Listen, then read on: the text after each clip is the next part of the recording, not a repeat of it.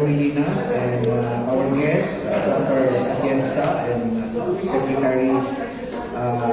Secretary Pigboy Duque to please come up the stage. Then, dito na tayo, dito na tayo sa taas. KRTV, so we can start.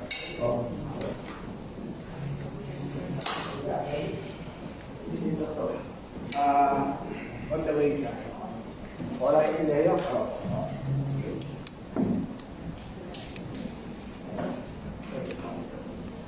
Dito ka sa taas.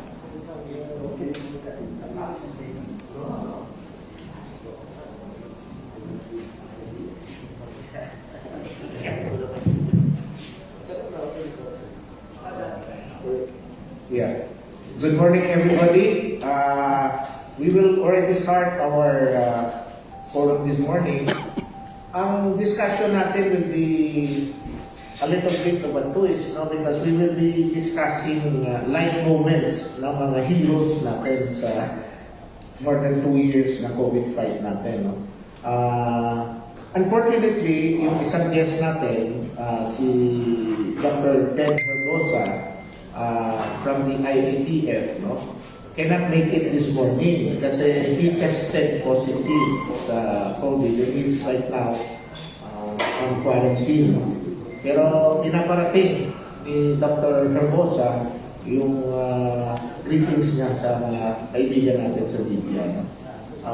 Instead, we will be having the President of Philippines, past President of the Philippine Medical Association, Dr. Olarte, to join us. Ang pag-usapan natin dito is about yung mga inside stories, mga stories na hindi masyadong pinikwento ng video sa mga kababayan natin on the struggles of our heroes, yung mga doktor natin, starting with our main hero in the fight against COVID, no less than the Secretary of Health. Hindi ganun kadali to do this, but the bottom line at this point in time is this: the COVID pandemic is almost controlled. So, but anyway, we'll talk about it about these things. So, can I call our host, Senator Joelina, to say something? When you ask me to say something, it will be a mouthful. But good morning, everyone. Welcome to the Manila Hotel. This is the Roma Salon. Counting advertisement lang. This is a historic Manila Hotel. By the way, we're going to observe our 110th anniversary on July 4th. We've gone through a lot. There were moments of sadness, but there are more moments of happiness through those 112 years, including the war years, where Manila Hotel was heavily bombed by the invaders. So let me go straight to the point, Secretary Duque. I'm convinced that we have done exceptionally well in the management of the COVID-19. Congratulations. Congratulations to all our health workers. They sacrificed a lot. But after all is said and done, the leadership deserves congratulations. In the early year in our fight against COVID-19, many of us were really doubtful, skeptical, and worried on how the management of COVID-19 would end up. Now, despite the increasing number of COVID-19 cases, the hospitalization rate is well within the low-risk level. And I've heard the DOH official saying that there is really not much to be concerned about as long as the hospitalization rate is managed well. Why is this so? Why is this so? That the number of cases is increasing, hospitalization rate is still low, at low risk. What is the explanation behind this? And should we be worried that there will be lockdowns in the next few days or weeks? Before that, Secretary, I know, sanay ka sa hitting the ground running talaga. Action man kasi ito si Secretary natin. But let me just formally introduce our hero. By the way, Dr. Olarte, can you please come up at the stage? Dr. Olarte, now the President of the Cleaner Philippines Movement and past President of the Philippine Medical Association. Good morning, everybody. So, hindi na kailangan mo si Secretary Duque. Let me just give the microphone to the Secretary. Of course, you know, Dr. Benito Atienza is the immediate past President of the Philippine Medical Association. Now, the Vice President of the Philippine Federation of Professional Associations. That includes the Philippine Medical Association, the Philippine Dental Association, the Nurses Association, lahat ng mga professionals na kumukuha ang board exams sa PRC. That's the PFPA. And of course, Dr. Olarte. Sec, can you please? Yes, maraming salamat sa iyo, Doc Mike. Unang-una, hayaan mo na ninyong batiin ko sa ngalan ng Department of Health at ng Interagency Task Force on Emerging Infectious Diseases ang ating po mga magigiting na mga katuwang ng departamento at ng IATF na iba po hindi ang Philippine Medical Association na pinangatawanan ng dalawang ating masipag na mga doktor, si Dr. Mike, Dr. Benny, si Dr. Leo Olarte, ng Clean Air at Philippines Movement, and of course to Senator Joey Lina, who also is the President and CEO of Manila Hotel. Magandang umaga po, lalo-lalo na sa ating po mga katuwang na mga media practitioners.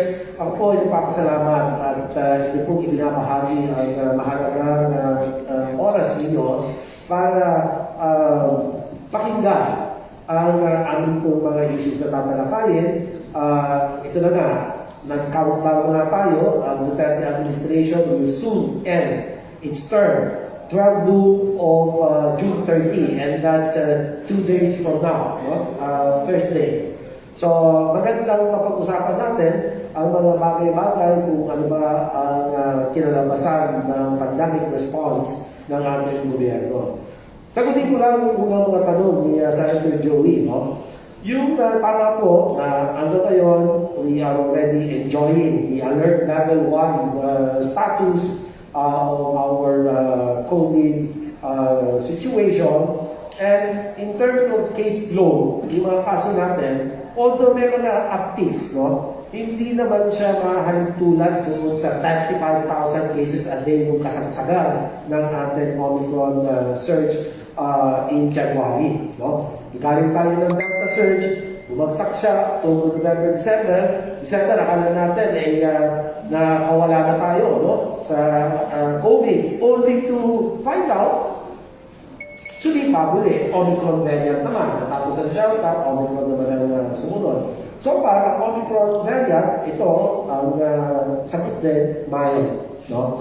Ang datos at ang ebidensya na nakikita ay talagang mukhang mild siya in almost all countries where this has been detected. The Omicron variant plus the sub-variants, kasi ang Omicron wild variant or wild virus, nanganak ito eh. Naging BA 1.1, BA 2.2, BA 2.1. Tapos meron naging BA 0.4 and BA 0.5. So far, hanggang ngayon, wala naman ebidensya, no, conclusive evidence to show that this is actually causing severe and critical COVID cases. And that is the answer to the question. And this is the reason why we continue to have a low-risk hospital care or hospital utilization rate For non-ICU, meaning isolation and ward beds, mababa, nationally below 20%, which is a low risk, very low risk. And then, for ICU utilization rate, mababa din po tayo, below 20%. Whereas ang NCR naman, it's a little over 20% ang kanyang ward and isolation, non-ICU bed utilization rate. Whereas the ICU utilization rate is also very low, less than 20%. So, ito, ang nagpapakita, ito ay patunay na talagang nagkaroon na ng decoupling. Yung decoupling, kahit na mataas yung kaso, yung hospitalization rate hindi naman sumabay. Mababa pa din. In fact, ang ating severe critical admissions ay mababa. Less than 5%, I think. It's only about 3-4%. So, it's manageable. Ang mahalaga ngayon sa ating tugon sa pandemya nito, mabantayan natin na yung health assistance capacity natin na hindi siya mabilaukan. At ang ating mga healthcare workers, hindi rin sila ma-overstretch. At alam naman niyo, saludo tayo lahat sa ating mga healthcare workers na sila yung front and center of the nation's pandemic response. Kaya saludo tayo sa kanila, binulis nila ang kanilang buhay, talagang wala tayong masabi, hindi natin matumbasan yung sakripisyo na kanilang binahagi sa ating lipunan, sa ating mga pasyente, at nakapagkalinga, nakapagsalba. Hindi sa lahat, nasalba nila. Kasagsagan ng ating Delta surge, kasagsagan ng ating Alpha and Beta surge of last year. Mataas ang case fatality rates natin during those surges. But thankfully, ito sa Omicron, patuloy sana ito maghintay. Pero hindi naman ito dahilan na magpakampante tayo sa pagsunod sa ating minimum public health standards in general, in particular the proper level of best people health. Simple lang Dalawa lang sa dito, bakuna mask. And we will be able to get through this, hopefully ushered in. We haven't ushered in the era of endemicity. So as endemic na tayo, ibig sabihin ng endemic, we already accept the fact that the virus will be here to stay. Okay? Let us not be delusional about a zero COVID policy. That cannot happen because of the nature of the virus. It is notorious for mutation. And the mutations in turn lead to variants of concern. As we have had 2.5 years of experience with this virus, it has fooled us several times. Akala natin okay na. Tapos biglang nagkakaroon ng mutation, nagkakaroon ng variants. So yun lang po. Can I follow up? Yes, Don Mike. Can the COVID-19 new variant be likened now to the traditional flu? And do we have figures that can justify a comparison now in terms of cases and deaths or hospitalization? So that if we are able to explain in that manner, people will be assured, or their fear will be less. If the understanding now is that this variant is just like flu, which we have had in the past. It's I believe to say that is premature at this point, because as I have told you, this variant is notorious. This virus is notorious for mutations. And we've seen how the Omicron variant has become more transmissible, about 30% more or less over the Delta variant in terms of speed of transmission. Mabilis makahawa. So, mabuti lang, hindi nagiging perigoso o hindi nagiging matamis to cause severe critical. But again, we still don't know. Right? We are uncertain how this thing is going to further evolve. And like most other viruses, the coronaviruses, you're familiar with SARS-CoV-1, right? Ang taas ng case fatality rate, 10%. You're familiar with MERS-CoV, the Middle Eastern respiratory virus, ang kanyang case fatality rate was up 36%. So almost 4 people of 10 died. So para sa atin, ideally, we want SARS-CoV-2 to become similar to the common cold virus. Okay? Pero it's hard to It's too early. Too early to say. In terms of hospitalization, Secretary, during flu season, and compare it to the present COVID, is there a marked difference or is there a similarity in terms of hospitalization? Well, there's a growing similarity. You're right, Senator Joey, no? Kasi nga, hindi naman natin pwedeng ikumpara ngayon at saka 2020. Unang-una, mataas naman ang ating vaccination rate for the primary series. We're already completely vaccinated 70 million Filipinos. If the target or the denominator is 77 million Filipinos, we already have a 92% performance. Vis-a-vis our target. No? So, in other words, alam naman natin that the vaccines continue to provide protection against severe and critical COVID. So, yung mortality rate, malaki na yung binaba sa elderly na from 10%. No? Kung unvaccinated ka, there's a 10% chance you're gonna die. But because of the bakuna, bumaba yan to 1%. Pero, mataas pa rin yan compared sa ating mga usual common cold or mga our known viral influenza.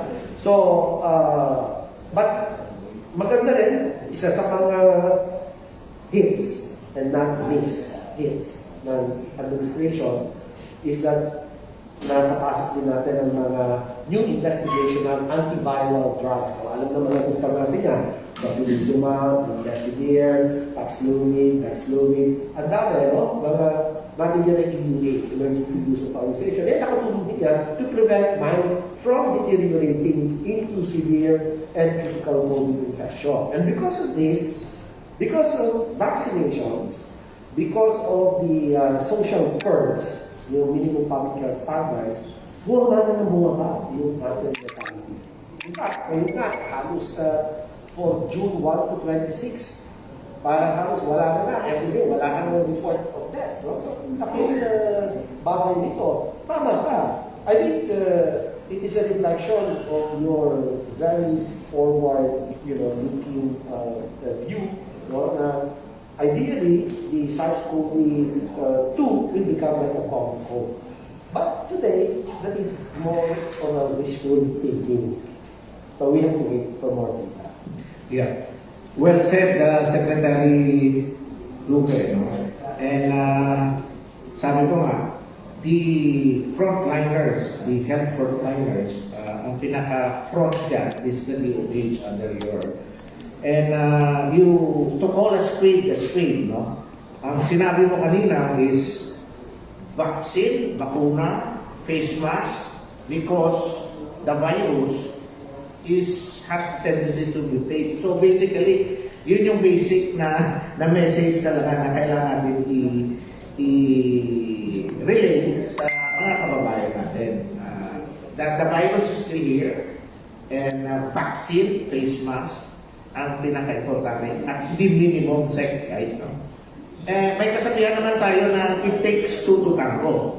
So, to fight the crisis, the health crisis, the DOH or the government cannot do this alone. Okay? Kailangan ng DOH and the government partners. No? So, we would like to now give the mic to the immediate past president of the Philippine Medical Association, less than Dr. Benito Atienza, para mabigay mo naman yung mga inside stories while the secretary is there in the front line. Ano ang ginagawa ng mga private sector? Hindi lang ang mga doktor, pati yung hospital mismo and the nurses and everything. Of which Dr. Atienza, as I told you earlier, Dr. Atienza is now the Vice President of the Philippine Federation of Professional Association, PFA. So lahat ng 44 trade, PFA, Philippine Dental Nurses Association and everything, pati mga engineers, kumukuha ng mga board exam sa PRC. nakaka-network ni Dr. Atienza. Then, can you tell us kung paano ng grupo sinusuportahan yung dinamahal natin na DOH Secretary? We're very proud of the Secretary. Again, thank you po, Secretary, Senator Lina. Ano po ang Manila is celebrating 110, siguro na ano po yung Philippine Medical Association, we will be celebrating our 119. Bago po nagkaroon ng DOH na ano po yung Philippine Medical Association. Oh, excuse me, ha? Last week, we were 124. Ay, 124 tao na pa po. So, 124. Sabi po doon sa story natin, 124 na po pala. But Manila Hotel was already conceived in year 1900. Yes po, the Philippine Medical Association, the largest organization composed po of 88,000 members all over the country. We have 17 regions, and during this pandemic, we promise that we will help the DOH in the management of the COVID-19, and even before 2021, before po lumabas yung ating vaccination, we promise that the Philippine Medical Association will teach our community. We promise that we will be involved in the teaching, screening, vaccination, and monitoring of the vaccinated persons all over the country. And the Philippine Medical Association is the one who suggested the DOH and INTF of having our national vaccination days.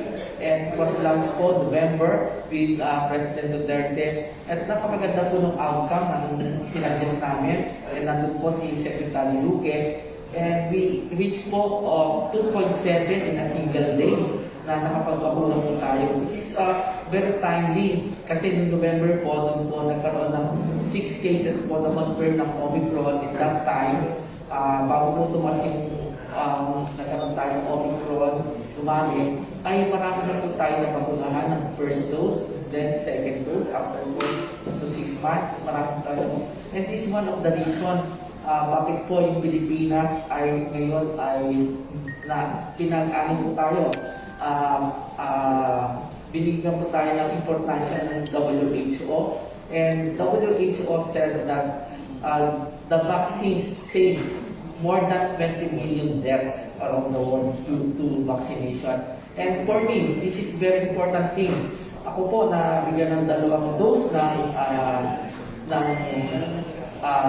AstraZeneca, then 2 doses of Pfizer. At kahit po ako na-expose, kasi na-expose sa positive COVID, hanggang ngayon po, kami ni Secretary Duque hindi pa nagpa-positive due to our vaccines. And the important thing that is, as healthcare workers, we, yung minimum protocol na nagmamas kami, yung airflow dapat maganda, at saka yung distancing sinusunod po namin. The important thing is, like in our family, ilang doctors kami, we handle COVID cases, pero until now, kasi importante po kahit may vaccines tayo, we continue to be, sundin natin ang health protocols. And sa unang bugso po ng pandemic, noong March 2020, COVID po ang nagkaka-COVID, pero sino po yung tinamaan? Ang mga doctors natin, ang our frontliners, and would like to thank the DOH for prioritizing the healthcare workers to be vaccinated first, lalo po yung ating immunocompromised. And until now, we are doing our best to convince our non-vaccinated persons to be vaccinated, and especially the immunocompromised, the senior citizens. Sana magpa-booster po sila. For my experience po, nakapunta po ako ng Europe to attend the World Medical Association. And we are proud that dati nahiya ako kasi dami nating cases. Pero we are proud that during April, almost less than 200 lang po, less than 100 ang nagkakaroon ng COVID. And during that, we are proud na nakaka-attend na po ako ng different association by Zoom. At nakita po natin dati, tayo ang pinakamarami isa sa pinakamarami sa Southeast Asia and Asia. Ngayon po, wala na po tayo sa top 15. Nasa na po to 17 po tayo ngayon. Kasi ang dadami pa ng ating mga kapitbahay sa Asia na matataas. And this was brought about by magandang management natin ng vaccination and other management po natin. At naniwala po ngayon sa pamuna ng DOH, and we support them all over 2 years. Well, the first trivia na hindi masyadong alam ng bayan, and very popular itong national vaccination drive, no? The National Vaccination Day, no? Na alam ng lahat, itong trivia. Ito pala, idea ng private sector, no? Na talagang, if not for the Secretary to embrace this, no? Hindi nangyari. So, you know, the private sector is really very important in the fight, no? Sa COVID-19, no? So that's the trivia. Dr. Olarte, can you comment as past president of the Philippine Medical Association? You are also active, silently, supporting the government, no? Tahimik lang po ang private sector. And kami, nasasaktan din kami sa private sector pag medyo kinikriticize yung mga frontliners na talagang katulad ni Secretary who is really hardworking. And gusto lang namin ngayon sabihin yung mga inside stories na mga events na hindi nyo nalaman kung gaano kahirap itong laban against COVID. Dr. Olarte. Okay, magandang umaga po sa inyo lahat. As the President of the Clean Air Philippine Movement Incorporated, my primary concern is air pollution. And I would like to inform you that air pollution has been the cause of about 6 million deaths globally, yearly. And it has also contributed to the spread of COVID-19. We believe that COVID-19 is airborne. And aerosols, droplets, and air pollution coming from different sources, especially now when we are going back like to pre-pandemic times. I can recall that during the lockdown period, malinis ang hangin, mababa ang air pollution level dito sa Metro Manila and throughout the country. Pero ngayon, bumabalik na ang traffic. Matindi na naman ang air pollution, no? Coming here only, na-traffic ko dyan sa corner ng Tax and itong papunta dito sa Malacanang, no? So, traffic is really also the main cause of air pollution. 80% of our air pollution is due to our traffic conditions. So, being good citizens, we are concerned primarily about health. Let us see to it that our vehicles are in tip-top condition. Hindi sila bumubuga ng maitim na usok. Pag ginagamit natin ang ating mga sakyanan na suboptimal ang kanyang machine condition, bumubuga ng usok, no? Ayan ay masama para sa ating environment. So, bilang presidente ng Clean Air Philippine Movement, we want to contain the spread of COVID-19 air. The cleanliness of our air is very important, no? So, please see to it that your vehicles are in tip-top condition. Hindi bumubuga ng maitim na usok. Pag bumubuga ng itim na usok yan, huwag na lang inyong gamitin. Dalhin ninyo sa mekaniko at ipapagawa ang inyong sakyanan para maging malinis ang ating hangin. Okay? So, yun po ang aming masasabi dito sa Clean Air Philippine Movement. Yeah. Thank you. Dr. Olarte, tama yung sinasabi niyo. Another trivia, no? Itong Clean Air Philippines, headed by Dr. Olarte, is an environmentalist group, no? So, minsan, nagtatanong sila, mga environmentalist group kayo, di ba, usok yung mga nilalaban nyo, pollution, etc. Bakit kayo nakisaw-saw dito sa COVID issue? Well, the answer there, first of all, is Dr. Olarte is a doctor. He's not only a doctor, he's also a lawyer. And he was past president of the PMA. That's one answer. But, the real answer there sa question na ganyan is this, no? Since ang gusto ng Clean Air Philippines is really to have clean and safe air, in 2019, the latest air pollution, the pollution in the air na nangyari sa Pilipinas, sa buong mundo, is a different type of pollution, an infectious type of pollution. This is the virus. So, the Clean Air Philippines consider COVID as a pollution, as a pollutant, of a different kind. No? So, that's the reason why siguro the Dr. Rabi is doing all this stuff. No? So, that's the second trivia. No? Now, let me ask Dr. Atienza, going back to the first trivia. Dr. Atienza, ano ba talagang nangyari doon? Bakit biglang nag-suggest ng national vaccination program yung private sector headed with the PMA, no? Through our secretary here? No? Anong nangyari? And incidentally, we would like to show you a picture of the presidential award that was given to the Philippine Medical Association by our beloved president, KRTV. No? So, it's there para makita no, na this is already a testimony of what the Philippine Medical Association did silently in partnership with our Department of Health. Anyway, sige, balikan ko.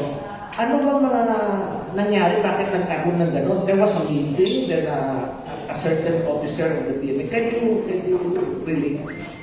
Actually, that it just started when our conduit is Dr. Atty. Even in holiday ko, November 1 nangyari, Dr. Helbosa called me that Secretary Galvez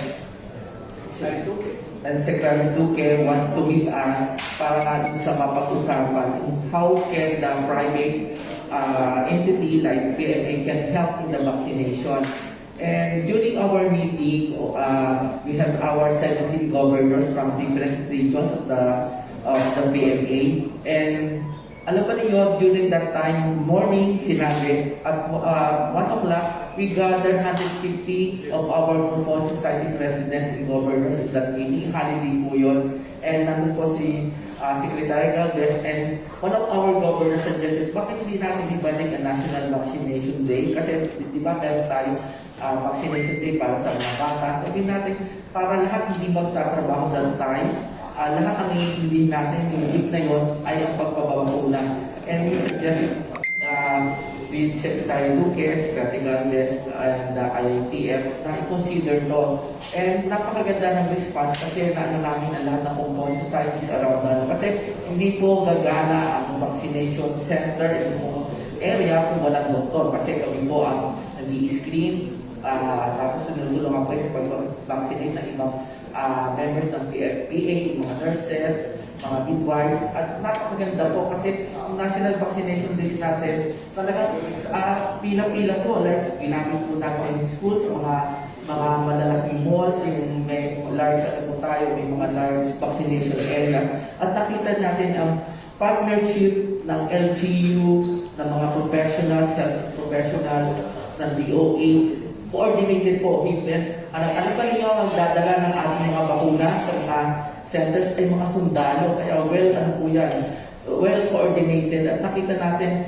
like in Lipa, ang namin sa isang school, nasa nagamit namin, o yung mga private institution, at saka po yung mga malls na gagamit, at nakikita nila, na pag maraming nakikita sila, o may pamilya ang pumunta sa mga vaccination centers, and this is effective po. Kaya po, nagkaroon din tayo ng vaccination for the children, tinusap po natin ang Philippine Pediatric Society, at saka importante po ang tulong ng medical experts at saka yung mga researchers natin sa pagbabakuna at even in our all regional assemblies at mga nagre-lecture po ay galing sa expert. Yun po ang inano po natin sa media, no?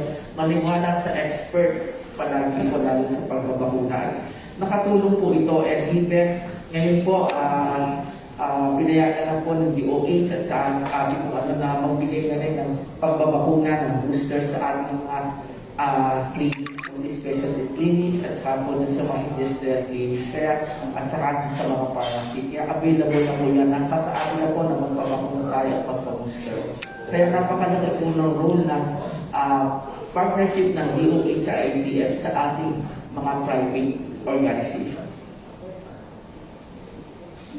I'm sure this question will interest members of the media because this question pertains to the controversy that erupted between the governor of Cebu and DILG. So ito maganda itong pangsulat sa of course, as reported, all is well that ends well. That was reported in the papers that if the report is correct, the DILG blinked and said, as reported, no? I'm reading from, I read it from the report, that it's okay, that the ordinance in question by the provincial government of Cebu is okay. That's how it ended, based on the report. That's why I'm saying it's based on the report. Now, legally, this is the caveat because I'm speaking as a lawyer and as a former legislator. Bayanihan 1 and Bayanihan 2 granted the President emergency powers, while the public health emergency was declared first by the Department of Health, and later on by the President because the public health emergency threatens already the national security, and that is the condition in the law. Republic Act 11332. First is the DOH that declares public health emergency, but if it already threatens national security, and as a matter of fact it did, then the President will declare the state of public health emergency. But that declaration does not automatically grant the President emergency powers. The extent of or the result of the declaration of the public health emergency by the President is to authorize the local governments and the national government to mobilize funds. But it did not grant emergency powers. As a matter of fact, Congress was the one that enacted Bayanihan 1 and Bayanihan 2, and therein the emergency powers are granted, and the DOH and other agencies were given delegated the emergency powers coming from the President. IATF can issue rules and regulations taking off from the emergency powers of the President. President Olarte, Dr. Olarte is nodding his head, he's also a lawyer. But this Bayanihan 1 and Bayanihan 2 have long expired. And therefore, the national government, legally speaking, is vulnerable to attack when it issues rules and regulations that may curtail liberties of people.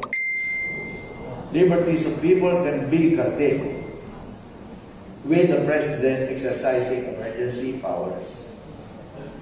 As an outgoing Secretary Duque, will you recommend to the incoming administration to remove all doubt as to the powers of the national government to respond to this ongoing pandemic? It has not yet ended. To continue exercising emergency powers for a limited period. Again, that phrase for a limited period is in the Constitution. You cannot exercise emergency powers forever. It has to be for a limited period of time. So to remove any doubt as to whether the national government, the executive department can exercise emergency powers, we do recommend to the incoming administration to ask Congress for another set of emergency powers to cover these concerns like wearing face mask or even later on face shield, social distancing, alert level 1, 2, 3, 4, the basis of which are the emergency powers. Number one, I'm not a lawyer. That's why may kapihan ako. Yes. I really don't know where you're coming from, Mr. Senator, just to be frank about it. Just as objective as I could get. Okay. No hidden agenda. Yeah. I'm asking it as a professor of local government and constitutional law. Yes. I happen to be teaching. So Yes. I think this is a very valid question so that the national government and the local government can get up together, remove any obstacle or doubt. Yeah, I think you are probably the unassailable authority when it comes to laws. And your understanding of the Constitution, but my simple understanding is that the President derived his mandate to declare upon the recommendation of the Department of Health, a state of public health emergency, which we are still in and up to September. That declaration of the President will last until September, which means it's going to already overlap, okay, with the next administration. Okay. But I am of the simple view that the President's power and mission has always been from the Constitution, not necessarily by 1 or 2. So the declaration of public health emergency is constitutionally grounded. So in by 1 and 2 are just enabling laws for other provisions that will help government to respond to the pandemic using the whole of government machinery and principally, I could be wrong, I'm not a lawyer. But to me, as a public health practitioner, my only concern is that people remain safe. And how do they remain safe? By discipline, compliance with the minimum public health standards in general, social distancing and hygiene, and in particular, the correct use of respiratory masks. Now, the view of the President in his directive to the Cabinet, continuing directive, was that mask mandate will last until the end of this term, 12 June or June 13. Now, why is he bent on making sure that this is followed? Because the higher paramount value is public health, protection of our people. And the view of the President is national, it's not local. Because if you're going to allow a local government unit to pass an ordinance that digresses or that deviates from the national policy, and then you have people coming in and out of the LGU jurisdiction, mahirap naman yun, di ba? That's dangerous because you're now telling the local government units independently, you can pass your ordinance and set your own standards of protecting public health. I think that's going to be, number one, nakakatakot. Because, ibig sabihin niya, magkakahawa kayo kasi iba na kanyang standards, no? Ang mga tao pupunta sa lugar mo na walang standards of protection, may ibang lugar may standards of protection, unless sasabihin mo walang movement. Hindi ka pwedeng pumasok sa isang LGU na maluwag yung kanyang panuntunan. Dahil ako, ang LGU ko, mahigpit kami, ay di ba, labas yung tao na papunta sa'yo. Hindi ganoon ang perspective ng isang national leader in the likes of President Duque. Kasi siya broad, national ang kanyang perspective. So, mahirap po. Para sa akin lang, again, as public health practitioner, it is of paramount importance or value that we continue to let our people protect themselves. Because, in the end, this is really a matter of a sense of citizenship. That you have to be responsible for your own protection, and so that in doing so, you're protecting your families and your communities.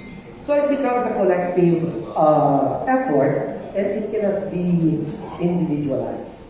So, yun lang po. Salamat po. Well, precisely, I started off by referring to the case already. And if that decision, if the report is correct, the decision of the DILG runs counter to what you just said.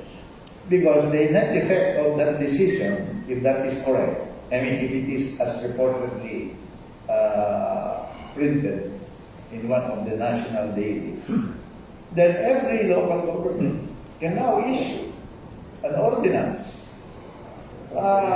mandating optional use of the mask. This is a very particular issue. Even the president has, as you correctly said, mandated that. But the alter ego, the DILG, if the report is correct, I always the report is that DILG bring. So Cebu can issue that ordinance, others can follow suit.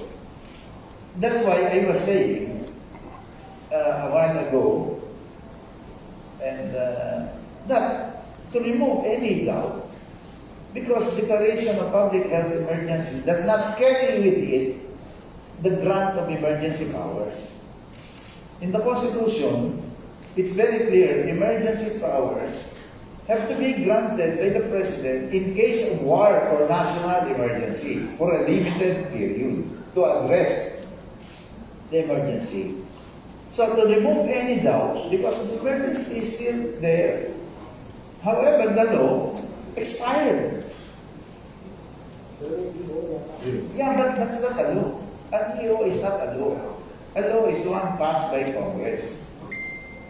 And the Constitution is very specific. It's the President that is granted by Congress the emergency powers. So, to remove any doubt that is what I said. So that we do not see that spectacle of one local government issuing another standard, another standard, and all that. So my question was, would you recommend, just to be sure, to be safe, that the standard is followed nationwide, that the new administration asks Congress to grant emergency powers again for a certain period, maybe for 1 year, unless sooner revoked or the President asks that it be end. That I think that's a very fair observation. Again, I proceed from the public health perspective. And I'm supportive because it will rebound to the collective benefit of people from the perspective of public health. And so any loss that will include certainty or certitude to what extent the President, beyond declaration of a state of public health emergency, he can actually exercise, your emergency powers as will be provided in that new law. So I support it, and I'm one with you, certainly, Mr. Secretary. Thank you. Yes, Dr. Olarte, attorney na doktor pa. Can we get a legal opinion from you? Oh, okay. I hope that the report was not false or it was not, that's it, yeah, it was not a misinformation. But really, it is a concern with the DILG blink or just let it pass.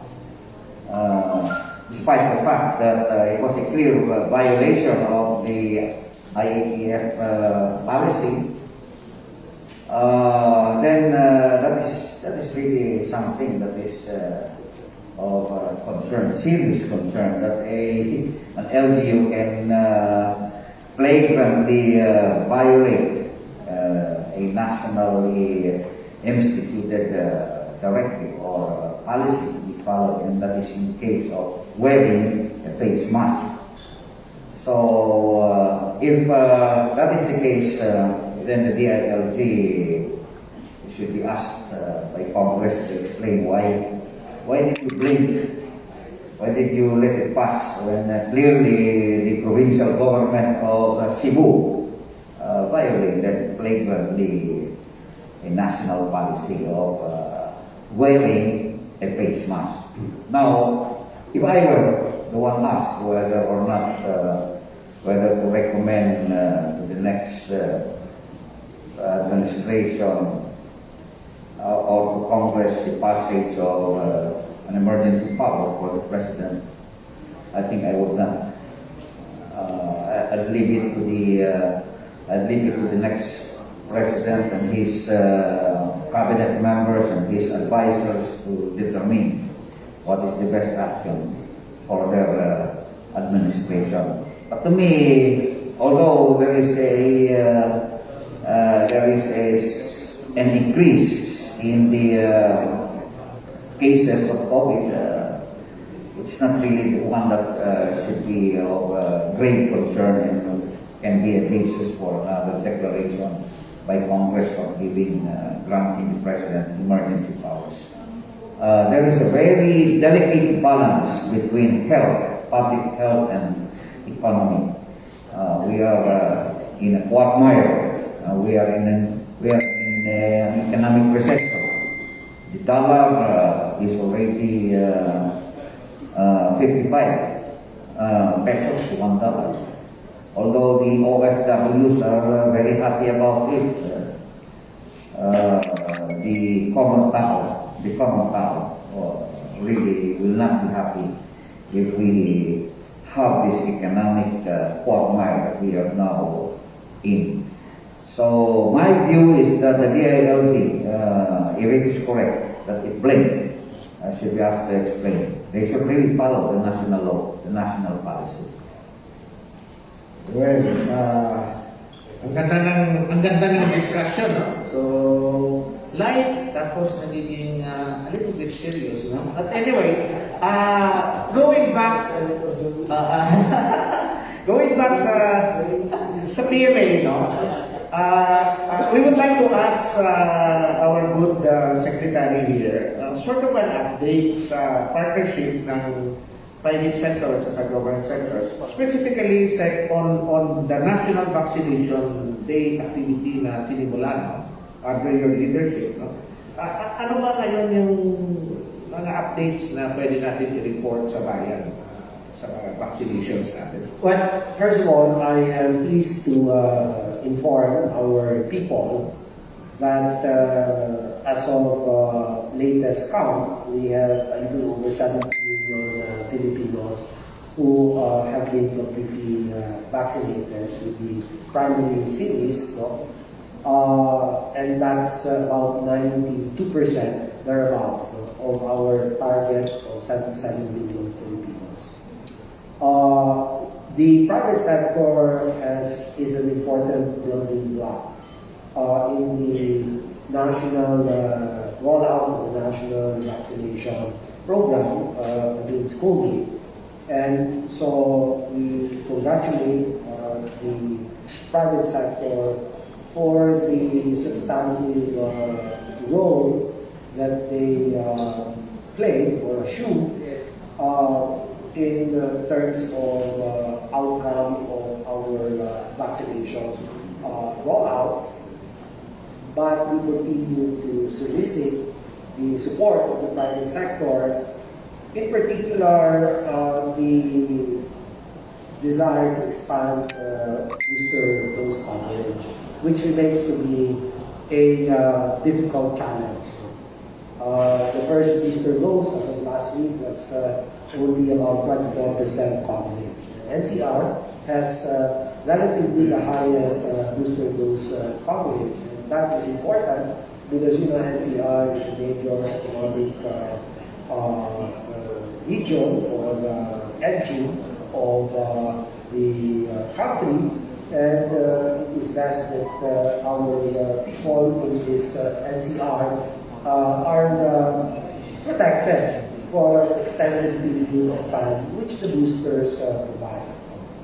So again, the private sector, there is no doubt, its role is significant.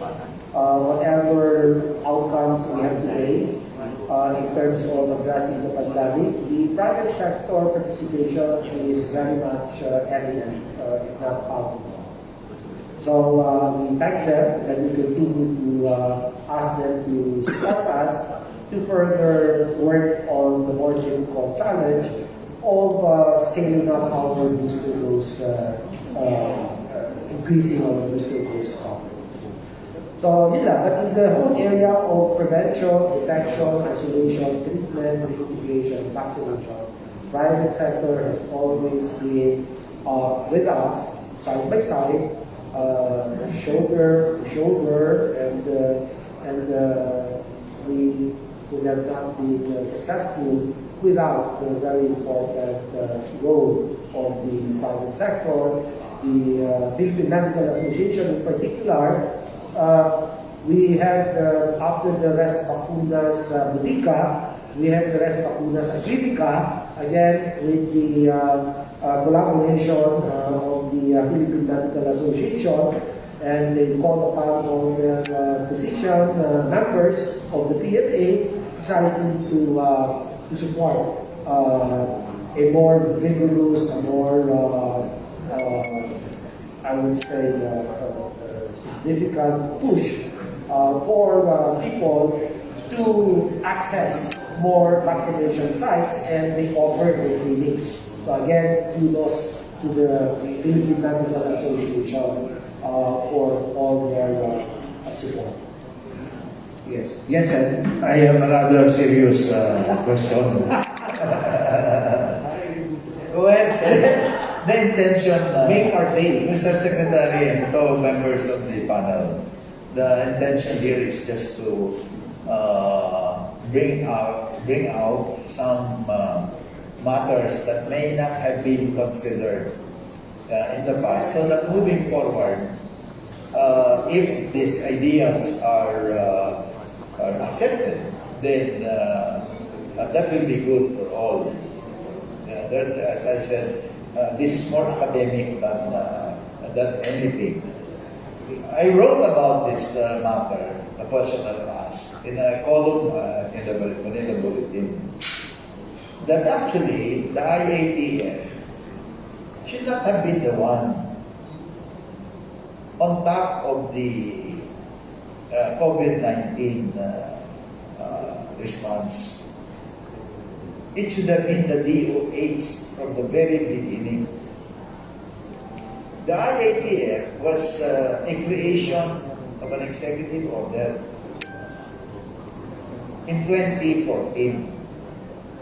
It is an ad hoc body, an interim or a temporary body. But there was a law passed in if I'm not mistaken, 2016. This is Republic Act 11332. Yes. And in this law, very clear, it's not only emerging diseases or whatever, notifiable diseases, but it's within the pandemic. COVID-19 falls under this. Okay? And it says here, under section, members of the media are invited to look into this. No? Again, the intention is to bring out these ideas. Because I think Congress had the right sense to pass a law that will address epidemics or pandemics already, not on an ad hoc basis, but on a permanent basis, unlike the IATF. You know, what it says here, it's the DOH that is overall in charge, not a task force. And under section 6, it says, rapid containment, quarantine and isolation, disease prevention, and control measure, and product recall. This grant of power to the DOH is all expansive. Andito na lahat eh. Rapid containment, quarantine and isolation, disease prevention and control, wearing of face mask, wearing of face shields. DOH is already granted the power. In fact, no need for emergency power as far as rapid containment, quarantine and isolation, disease prevention and control measures, and even product recall. The grant of power to DOH is plenary, to the exclusion of any other body, because this is the act of Congress signed by the President. It's a law. Anyway, I'm just bringing it up. Sec, for the reference of our friends sa media, anong batas ba yan? Can you repeat that? Republic Act? 11332. This is notifiable act of public health concern. This is where the Secretary of Health is given the power to declare epidemics or pandemics, and if it concerns national security, it's the President that declares the public health emergency. Nandito sa section 6 of the law. And one of the powers, dami powers given to the DOH. So I thought that it should not have been the IATF. The DOH should have taken the bull by its horn, and the government should have utilized this law.